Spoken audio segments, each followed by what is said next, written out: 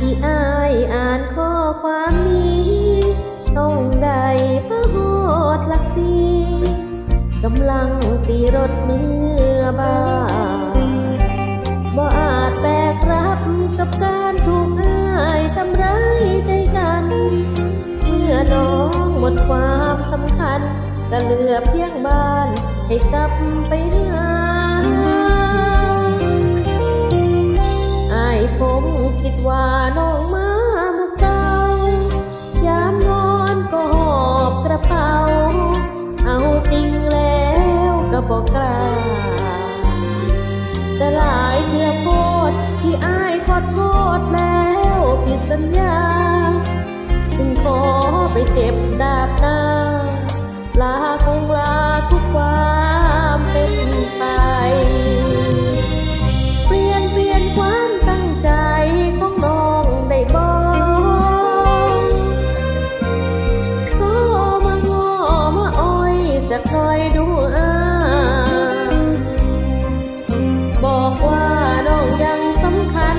ก็บอกมีกันทุกอย่างหมดความหมายตอนนี้ยังบ่สายหากเหลือเยื่อใยเปลี่ยนใจน้องแน่เป็นยังหลังจากที่อายเห็นข้อความนี้อาจพูดว่าจบกันทีหรืออยากตามง้อก็ช่างตัดสินใจแล้วถึงน้ำตาแอวสิบอกกับพลังเมื่อมองดูสองข้างทางทิ้งความหวังไปกับน้ำตาไหล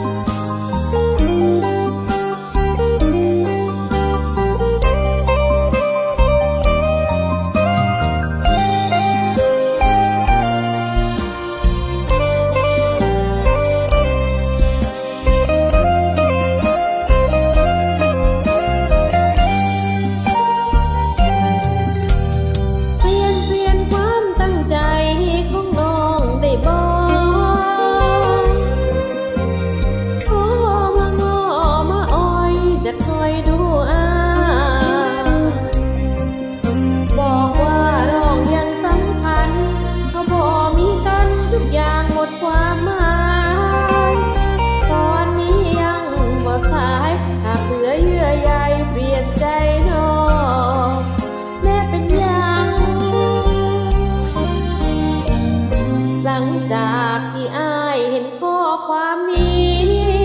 อาจพูดว่าจบกันทีหรืออยากตามง้อก็ช่างตัดสินใจ